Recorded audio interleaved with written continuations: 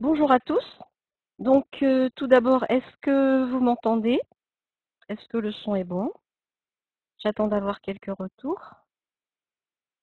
A priori, oui? OK. Donc, bonjour à tous. Eh bien, j'ai le plaisir de vous recevoir aujourd'hui pour cette dernière conférence avant les vacances. Donc, je me présente rapidement. Christine Briand. Je suis donc ingénieure développement à l'IFE sur le bien-être du cheval.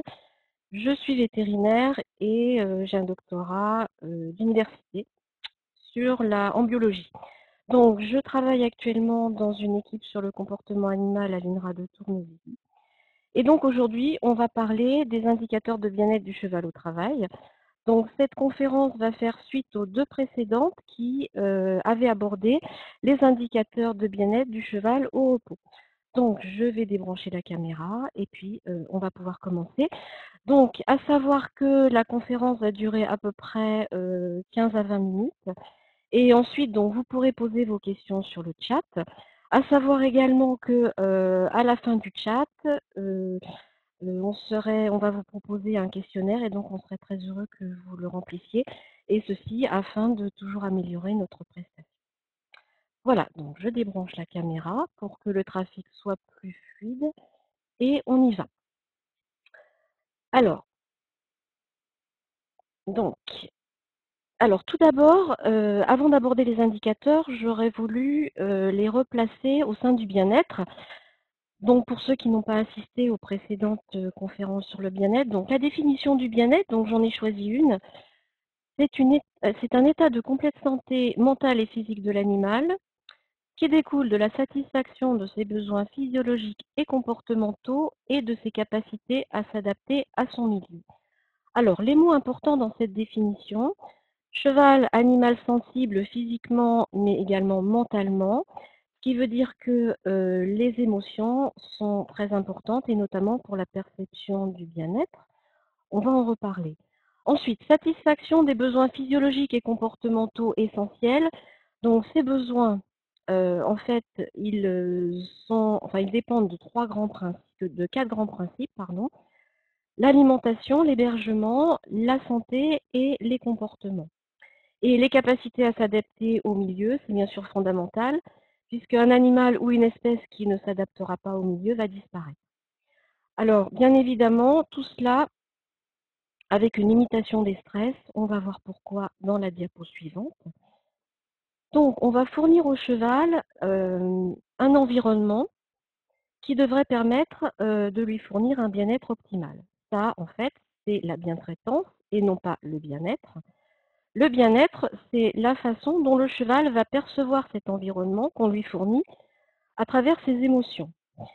Et donc ces émotions, en fait, cette perception de l'environnement, elle va dépendre d'un certain nombre de facteurs, donc qui sont présentés sur la diapo, que j'ai déjà expliqué au cours des précédentes webconférences.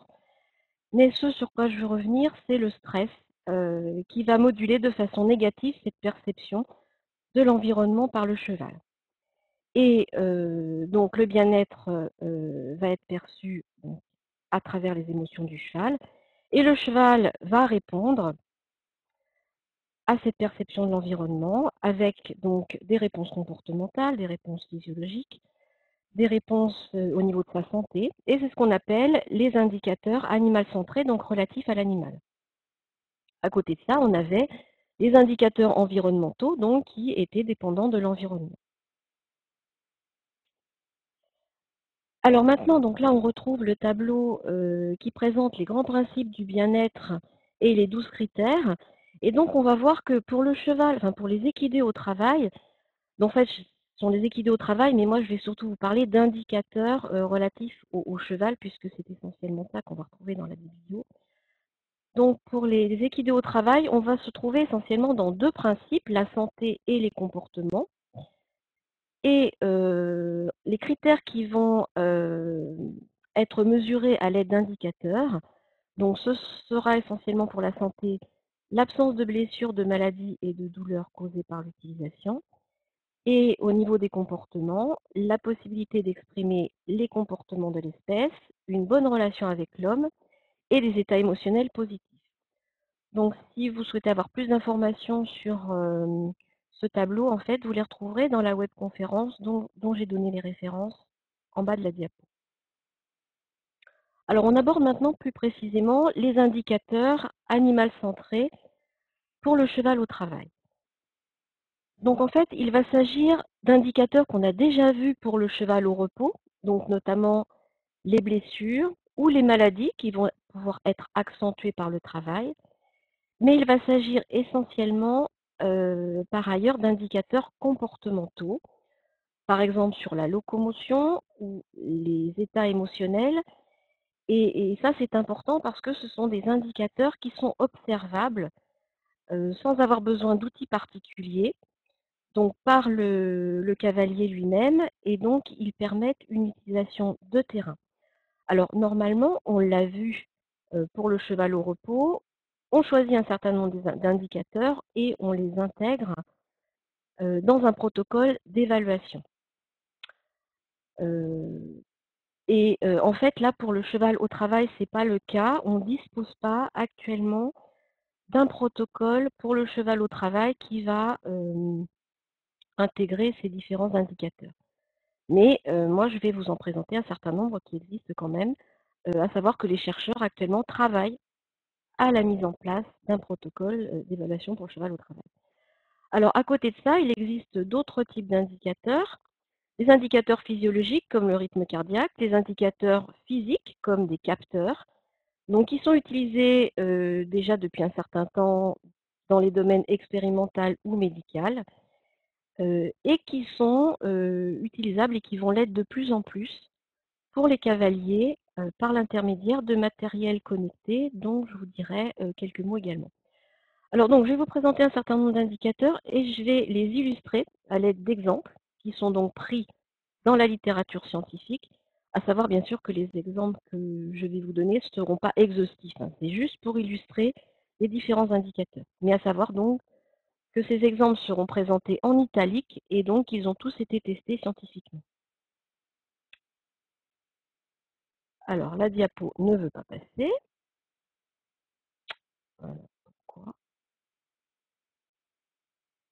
Je ne sais pas pourquoi. Merci Sylvie.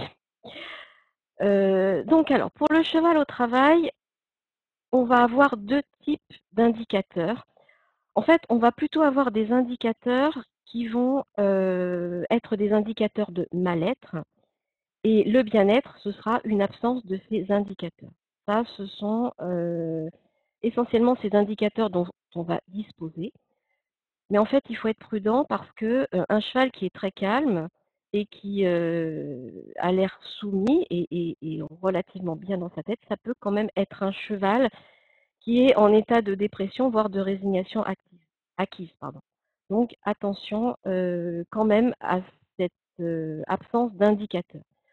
On a également, donc pourquoi le petit plus? Parce qu'on va associer cette absence d'indicateur de mal-être à quelques indicateurs de bien-être qui vont révéler des émotions positives. Donc là, il faut savoir que c'est un champ de recherche actuellement en pleine évolution. Donc, je vous donnerai quelques exemples, mais on en a actuellement relativement peu. Alors, une fois qu'on aura associé ces deux types d'indicateurs, on va pouvoir voir soit de la douleur, de l'inconfort, de l'évitement, de la peur ou du stress ou de la frustration. Et il faut savoir que ces différentes caractéristiques, en fait, enfin la différence entre ces différentes caractéristiques peut être subtile et qu'on ne sait pas trop bien où est la limite. Et je vais vous parler d'indicateurs pendant 3 phases différentes. Bien sûr, pendant le travail, mais on a également des indicateurs qu'on peut voir pendant la préparation du cheval, donc avant le travail, et au retrait du harnachement, donc après le travail, mais qui peuvent être des indications de comment le cheval perçoit son environnement pendant le travail. Donc, diapositive suivante. Merci. Alors, on va commencer par les indicateurs de santé et notamment la locomotion. Donc là, on a essentiellement tout ce qui est boiterie et tout ce qui va un peu avec, hein, c'est-à-dire les irrégularités. Alors, on appelle souvent irrégularités quelque chose qu'on ne veut pas appeler boiterie, mais souvent ce sont quand même des boiteries. Ça concerne également tout ce qui est réticence à se déplacer, motivation à avancer, raideur, difficulté d'incurvation, changement ou augmentation d'allure non demandée. Alors, je vous ai mis là ici un exemple pour les boiteries. Donc, cet exemple, on le trouve dans le protocole AWINORS, donc que vous pourrez retrouver dans mes précédentes présentations. Donc, bon, là, c'est juste pour donner une idée. En fait, donc pour une boiterie antérieure, on va regarder la tête du cheval et les foulées. Donc, par exemple, pour une boiterie antérieure, le cheval va lever la tête quand il va mettre à l'appui le membre boiteux. Donc, c'est ce qu'on voit sur la figure 1 et 4. Et également, le temps d'appui sur le membre boiteux sera plus court. Donc, on aura une irrégularité dans la durée des foulées. Et puis, au contraire, quand le cheval va mettre à l'appui le membre qui n'est pas boiteux, c'est-à-dire quand l'autre membre sera levé, il va baisser la tête parce qu'il prend appui sur le membre boiteux. Bon, une boiterie postérieure, c'est plus difficile à déceler. Bon, en général, la foulée du membre boiteux est plus courte et on peut également avoir une montée du bassin au moment où le membre boiteux se pose au sol. Alors maintenant, on va aborder, merci, les indicateurs comportementaux. Donc là, il y en a un grand nombre. Tous ne sont pas encore validés. Mais bon, vous allez voir qu'on en a déjà un certain nombre à notre disposition. Alors, en ce qui concerne tout d'abord les comportements associés au stress, mais qui sont différents des comportements conflictuels qu'on va voir dans quasiment toutes les diapos suivantes.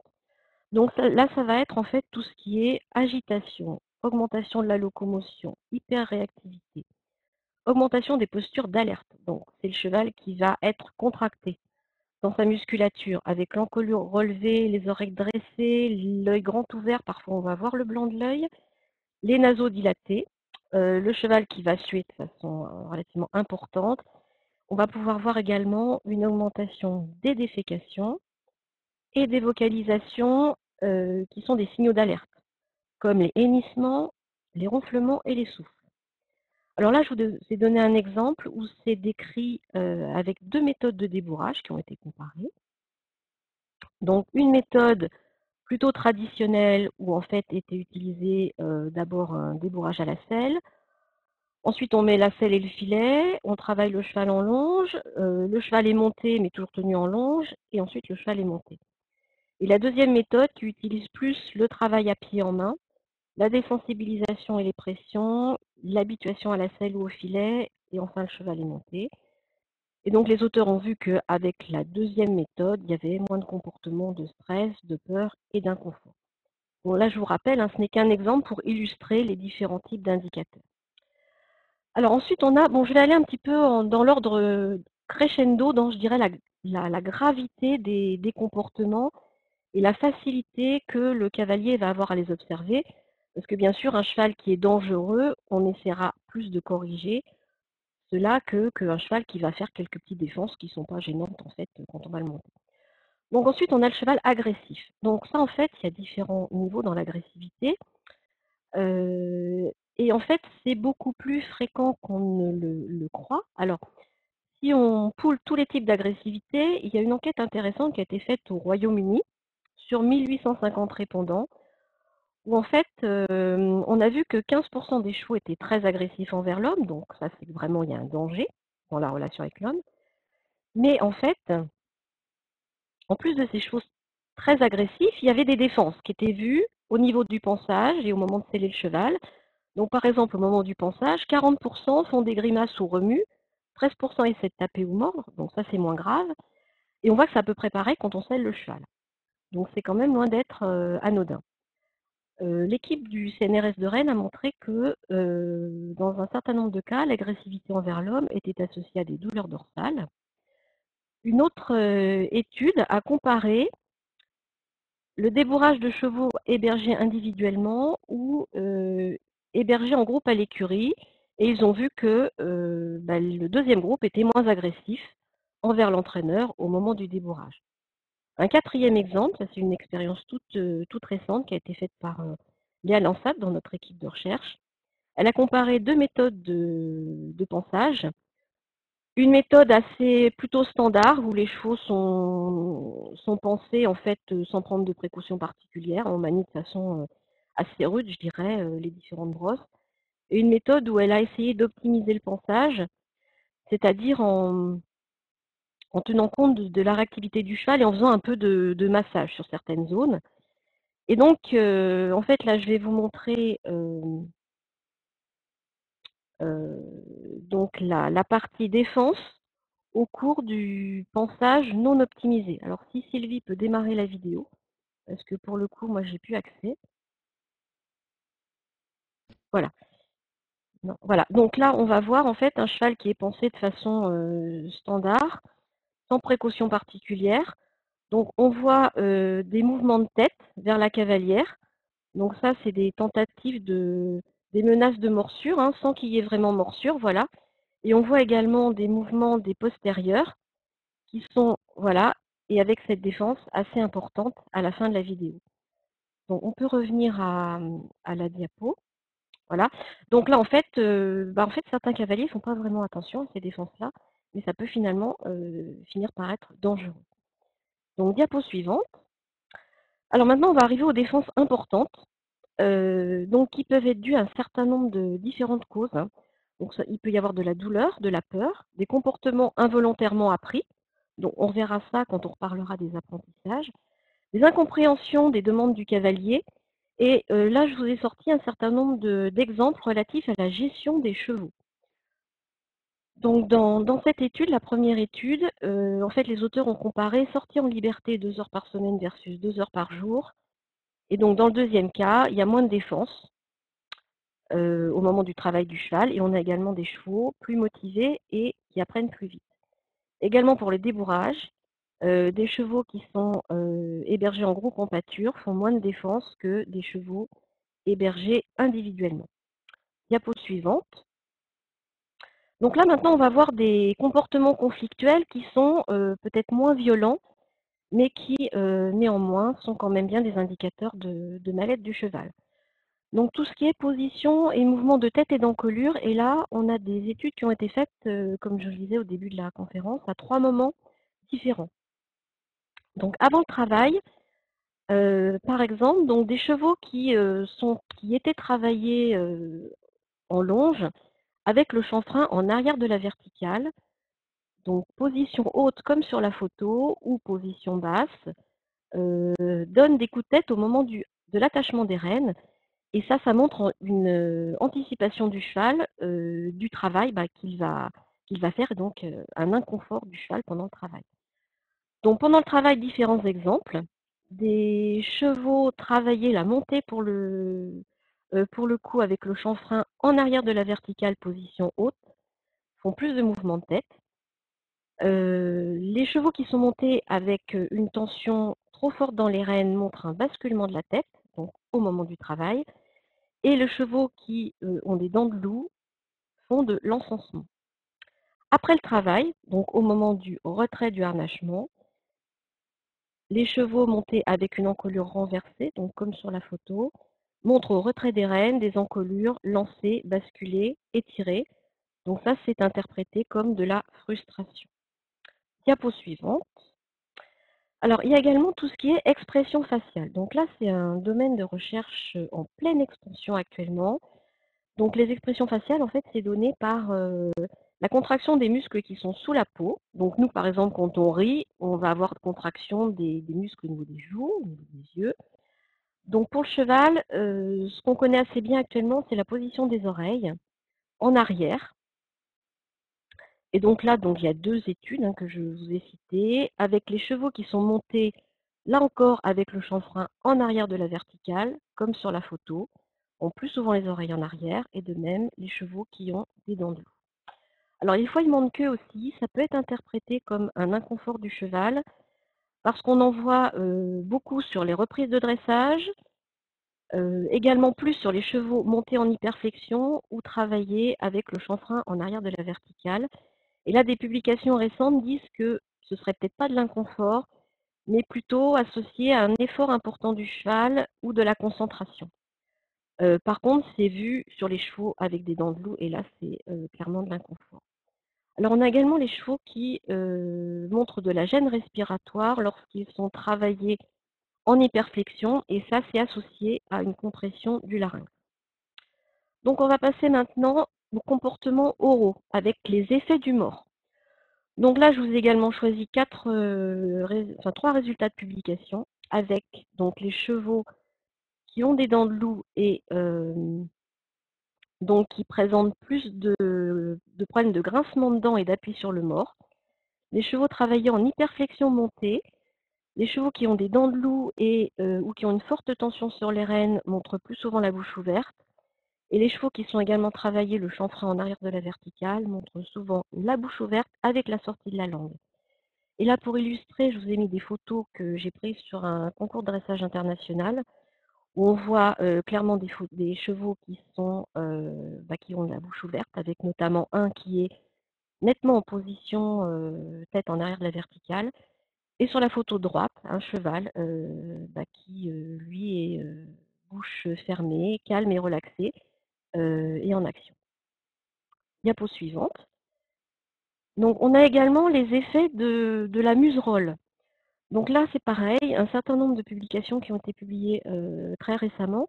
Donc normalement, comme vous le savez tous, on doit ajuster la muserolle en permettant le passage de 2 doigts entre la muserolle et la tête du cheval. Et on voit actuellement de plus en plus, notamment en dressage, puisqu'on peut utiliser ça avec la bride, ce qu'on appelle des museroll pullback ou museroll, crank museroll, où en fait, vous voyez, la bride de serrage passe dans un anneau et de fait, ça permet de serrer beaucoup plus la muserolle qu'une muserolle normale, et donc ça permet de serrer la bouche du cheval, et donc de ne plus avoir de bouche ouverte ou de langue sortie. Et donc là, les auteurs de cette publication ont vu qu'au retrait de la muserolle, il y a un effet rebond, avec des bâillements, des mâchonnements, léchages et déglutitions. Donc ils ont interprété comme de la frustration. Diapo suivante. Alors on a quand même quelques indicateurs d'état émotionnel positif. Donc ça, effectivement, c'est récent et je pense qu'on aura de plus en plus de publications sur ce sujet-là. On en a beaucoup dans les autres espèces d'élevage. Donc là, je vous ai présenté à nouveau les travaux de Léa Lansat sur les 2 méthodes de ponçage, où elle a montré donc 2 types d'expressions faciales. Le cheval qui est pensé de façon optimisée, donc à gauche, avec les yeux mi-clos, les lèvres avancées, les oreilles en arrière. Et ces chevaux donc montrent des incitations de contact et de contact avec la personne qui fait le ponçage, des tentatives de grooming et des étirements, et au contraire avec la méthode standard un peu plus brute, je dirais, au sens propre, pas brutal. Donc les yeux très ouverts, les lèvres crispées, la nuque haute, et avec là pour le coup des évitements, des défenses, des contractions du bassin qu'on n'a pas avec l'autre type de ponçage. Également d'autres publications donc faites par l'équipe du CNRS de Rennes qui a montré que l'attention envers l'entraîneur, donc qui est illustrée là sur une photo avec le cheval oreille en avant, regard calme et dirigé vers l'entraîneur, est donc associé à un travail en renforcement positif. Diapo suivante. Donc quelques mots maintenant pour terminer sur les indicateurs physiologiques. Donc on a donc là qui sont moins faciles à utiliser, c'est plus pour la recherche ou le domaine médical. On a tout ce qui est constante cardiaque. Et bon, vous allez voir, il y a quand même des choses intéressantes pour le bien-être du cheval. Où en fait, dont la fréquence cardiaque est augmentée et la variabilité de la fréquence cardiaque est diminuée en cas de stress, d'activité physique. Et ça a été vu avec les museroll pullback très serrés sur bride et les chevaux longés en hyperflexion. On a la température à la surface du corps mesurée au niveau de l'œil ou de la peau à l'aide d'une caméra infrarouge. Et là, donc, vous avez une photo d'un œil de cheval. Donc, cette température, elle augmente en cas de stress ou d'activité physique chez le cheval au travail au niveau de l'œil ou avec les museroll pullback très serrés au niveau de l'œil. Et elle diminue en cas de réduction de la circulation sanguine. Et ça a été vu au niveau de la peau du chanfrein avec les museroll pullback très serrés. Diapo suivante. Autres indicateurs physiologiques, le cortisol, mais ça, c'est vraiment réservé à l'expérimentation. Mais ça a été vu lors d'hyperflexion sur le cheval monté. L'électromyographie de surface, ça c'est pareil, ça permet de mesurer l'activité musculaire. Ça a été vu augmenter dans un muscle pendant l'hyperflexion. Et il y a également actuellement au niveau des perspectives la mesure des ondes cérébrales. En fait, un électroencéphalogramme, mais qui peut être utilisé sur le cheval éveillé et libre de ses mouvements. Et ça a permis de mesurer l'attention et l'éveil du cheval, et ça pourra permettre peut-être de mesurer un jour les émotions. Diapo suivante. Alors, dernière diapo, les outils connectés, quelques exemples. Donc, en fait, ces outils existent depuis déjà un certain temps quand on parle des cardiofréquencemètres. Donc, ils sont très utilisés par les cavaliers d'endurance et de complet. Donc, ça permet de mesurer la fréquence cardiaque, mais également la vitesse et la distance quand ils sont équipés d'un GPS. Et on va apparaître actuellement sur le marché maintenant des outils qui vont permettre d'analyser les séances de travail. Donc, il s'agit de capteurs positionnés sous la sangle et connectés à une application mobile mobile, et qui permet de mesurer tout un tas de choses sur la séance de travail, donc qui sont listées sur la diapo. Et actuellement en cours de développement et qui vont apparaître sur le marché incessamment sous peu, des capteurs de pression donc, qui sont utilisés depuis déjà quelques temps au niveau de la recherche. Et là, pour le coup, qui vont permettre de mesurer les pressions sous la selle. Donc, ça permet de mesurer en fait la bonne adaptation de la selle, mais également la symétrie du cavalier. Hein. Est-ce qu'il met le même poids sur la fesse gauche que sur la fesse droite? Également au niveau des étriers, également tout ce qui est tension dans les rênes. Donc, pour voir la symétrie des tensions et pour voir eh ben, la tension en elle-même, hein, si elle est trop forte ou pas.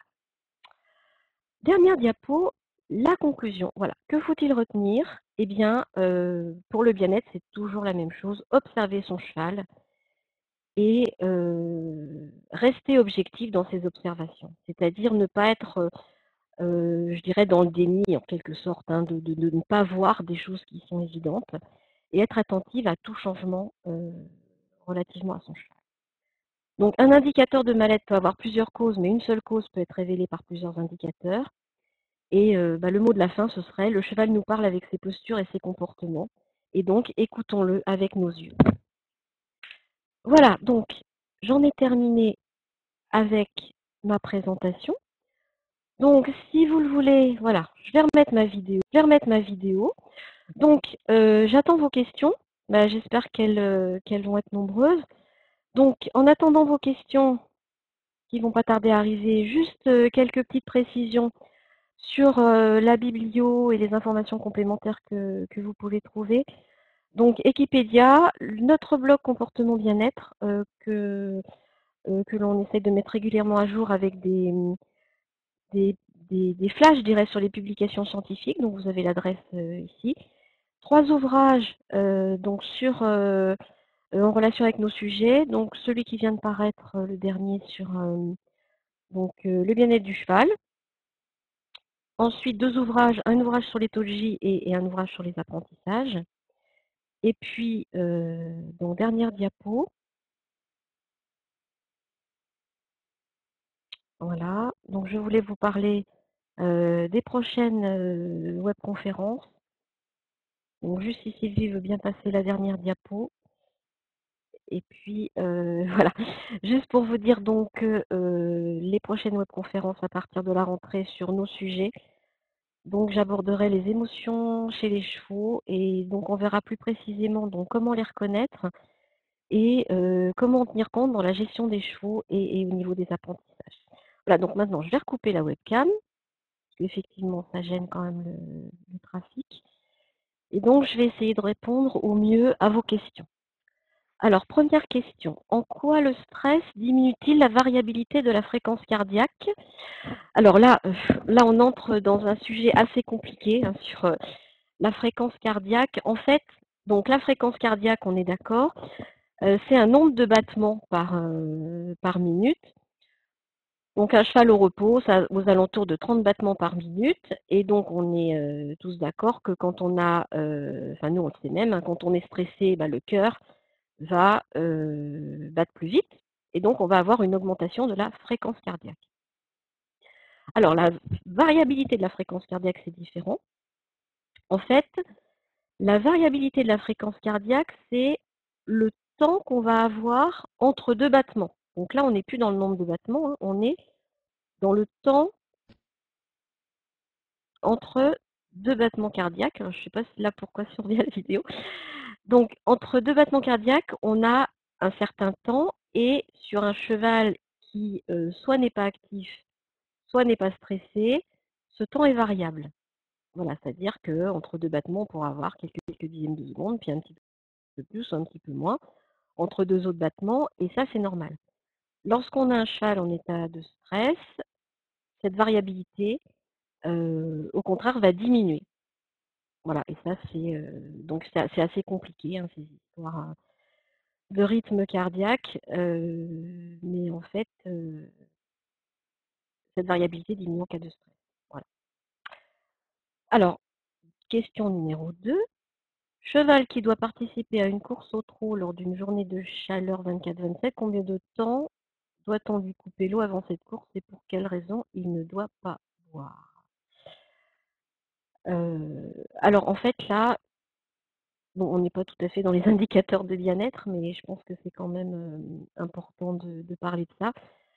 Il me semble qu'au niveau des courses, pour que le cheval soit le plus léger possible au moment de la course, il y a des pratiques qui consistent à pas donner à manger au cheval et pas donner à boire au cheval pendant un certain temps avant la course. Parce qu'en cheval, en fait, un cheval qui est plus léger, bah, aura moins de poids à porter, et donc devrait courir plus vite.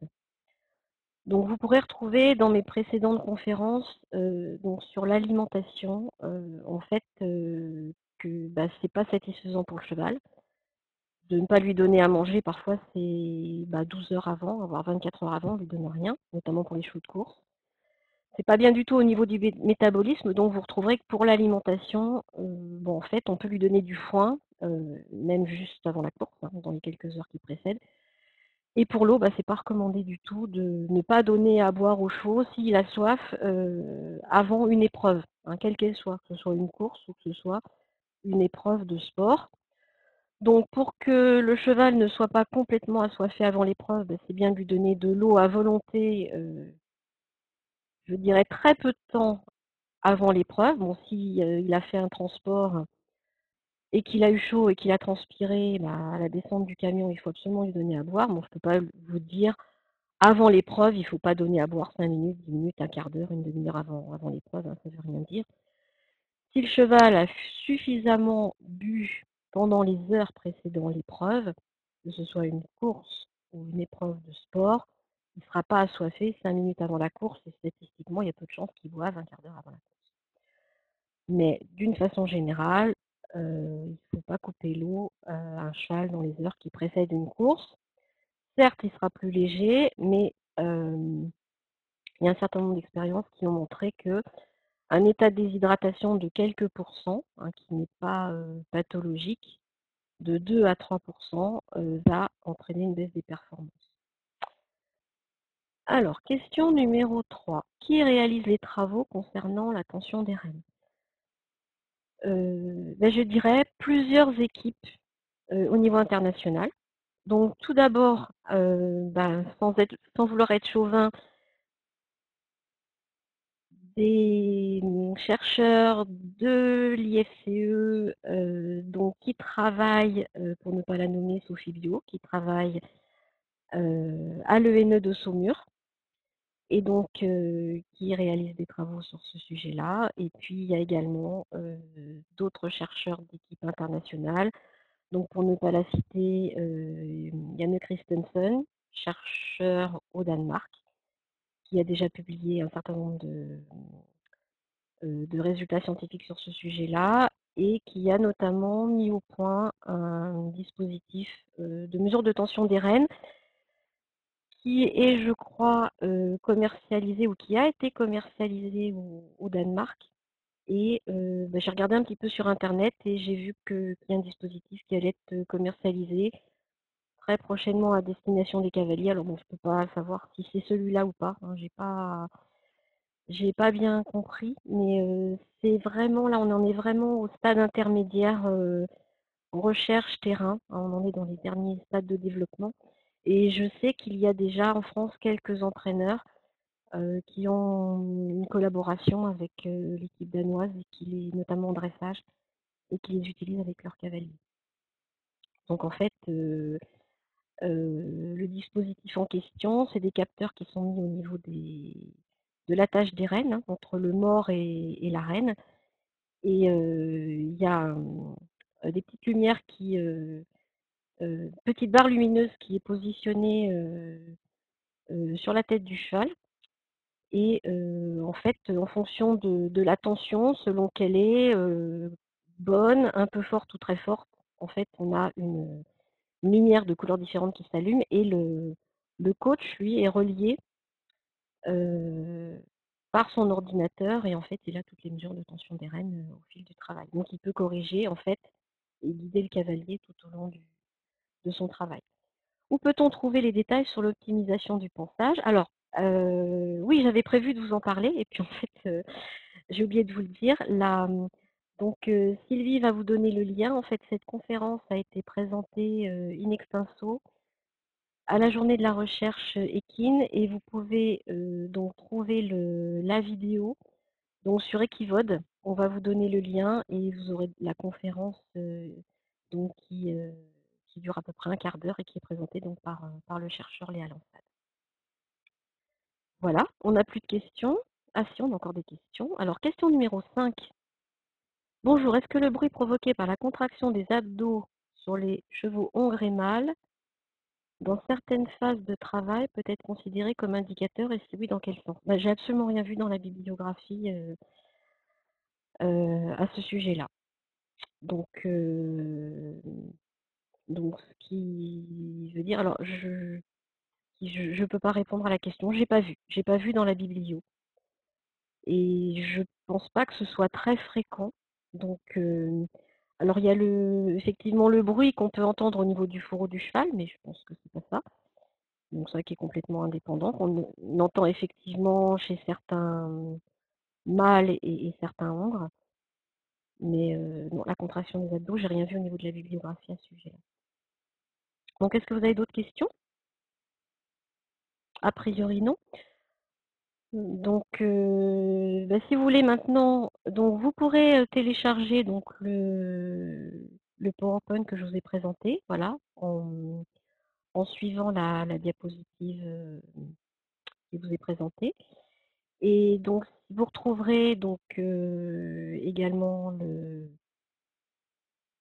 la présentation sur Equivode hein, en intégralité dans quelques temps. Ah, comment interpréter le grincement de dents? Une dernière question. Alors, l'interpréter, il y a en fait beaucoup d'interprétations possibles. Là, moi, ce que je vous ai présenté, c'est les indicateurs. Ah, d'accord. Donc, je vous ai présenté les indicateurs. Ça veut dire qu'à partir du moment où on observe cet indicateur-là, il faut se poser des questions. Ça veut dire que le cheval exprime un certain mal-être. Alors, pour les grincements de dents, en fait, après, il va falloir se poser la question quelle est la cause de ce mal-être? Et je dirais qu'après, il y a toute une enquête à faire. C'est-à-dire qu'il faut essayer de savoir, par exemple, si ça fait longtemps que ça existe. Est-ce qu'il y a eu quelque chose de changé? Donc, en général, les grincements de dents, bien sûr, c'est lié au travail du cheval. Donc, est-ce qu'il y a quelque chose qui a été changé dans le travail du cheval? Est-ce que c'est lié au cavalier? Est-ce que c'est lié aux conditions de travail? Donc, les grincements de dents dans la bibliographie, en fait, il y a plusieurs causes qui ont été mises en évidence, mais il y en a certainement d'autres. Il y a essentiellement, enfin, notamment, des chevaux qui ont des problèmes de dents de loup. Donc ça, c'est une présentation qui a été faite lors de la journée sur les actualités en ithologie, que vous pourrez retrouver bientôt sur Equivode, ou ça y est peut-être déjà. En fait, où c'est une dentiste qui a fait sa thèse sur ce sujet-là et en fait, voilà, qui a montré que quand il y a des dents de loup qui sont pas opérées ou voire qui ont pu être cassées, ça provoque des grincements de dents. Oui, voilà, grincements de dents ponctuels pendant le travail et en fait, mais vous avez pu voir dans les diapos que j'ai présentés, ça peut être associé à un problème de mort, ça peut être associé à un problème de cavalier. J'ai vu notamment le cas d'une jument, alors là c'est un cas particulier, hein, mais qui grinçait des dents lorsqu'elle a changé de cavalier. Et donc en fait, bon, il y avait, donc il faut dans un premier temps, je pense, quand même consulter un dentiste pour voir s'il n'y a pas un problème au niveau de la bouche. Et après, se poser la question du travail du cheval. Il y a quelque s'il n'y a pas de problème de dents, ça peut être un problème au niveau du travail du cheval. Et l'exemple que je vous cite là, la jument grinçait des dents avec sa cavalière habituelle. Non, pardon, ne grinçait pas des dents avec sa cavalière habituelle. Et quand elle a changé de cavalière, elle s'est mise à grincer des dents. Et il y avait visiblement un problème. Bon, la jument était probablement exclusive avec sa cavalière habituelle, mais il y avait un problème de monte avec l'autre cavalière. Et en fait, voilà, il faut essayer alors dans ce cas-là, il faut vraiment analyser tout le travail. Bon, éventuellement reprendre du travail à pied, reprendre du travail en longe et voir qu'est-ce qui va déclencher le grincement de dents. Donc là, c'est peut-être pas forcément simple. Et ce qui peut se faire aussi, c'est que le cheval s'habitue à grincer des dents, comme une espèce de s'il a eu un inconfort au moment du travail. Il s'habitue à grincer des dents pour en fait décharger son stress et qui continue à le faire encore éventuellement après, même s'il n'y a plus cette cause de stress.